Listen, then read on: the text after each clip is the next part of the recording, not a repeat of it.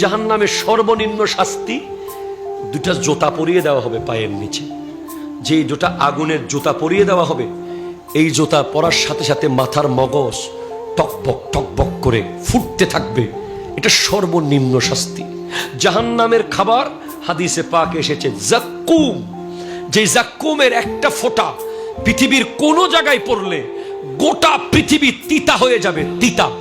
এই পৃথিবীতে আর কোনো মিষ্টি ফল জন্মগ্রহণ করবে না।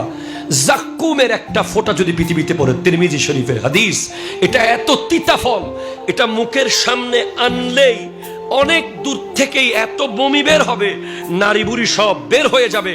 এগুলো আবার ঢুকিয়ে দেওয়া হবে, আবার জাক্কুম দেওয়া হবে। যারা সুদখোর, যারা ঘুষখোর, ওদেরকে মানুষের পচা গলা পোচের গ্লাসের শরবত দেওয়া হবে। যারা শরাবি মদ পান করে, ওদের গলার মধ্যে শরাবের ভাণ্ড ঝুলিয়ে দেওয়া হবে। যারা জিনা করে, যারা পরকীয়া প্রেমে লিপ্ত, ওদেরকে জাহান্নামের ভয়ঙ্কর এক আগুনের ড্যাগে ফেলে দেওয়া হবে। যেই আগুন বারবার তাদেরকে উপরে তুলবে, আবার নিচে ফেলবে, আবার উপরে তুলবে। যে সমস্ত নারীরা স্বামীর বিছানায় পর পুরুষকে বসিয়েছে, যে সমস্ত নারীরা স্বামীর হক অন্যজনকে দিয়েছে, পরকীয়া করেছে, জুলুম করেছে, তাদের স্তনের মধ্যে প্যারাক মেরে জাহান্নামে লটকিয়ে রাখা হবে।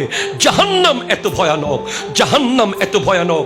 আর যারা মুনাফেক, যারা কথায় কথায় মিথ্যা বলে, মানুষের আমানত ফেরত দেয় না, ওয়াদা খেলাপ করে, তাদেরকে জাহান্নামের তলদেশ সমস্ত জাহান্নামীরা প্রস্রাব পায়খানা করে যেখানে ফেলবে সেখানে মুনাফেককে রাখা হবে। নাউজুবিল্লাহ।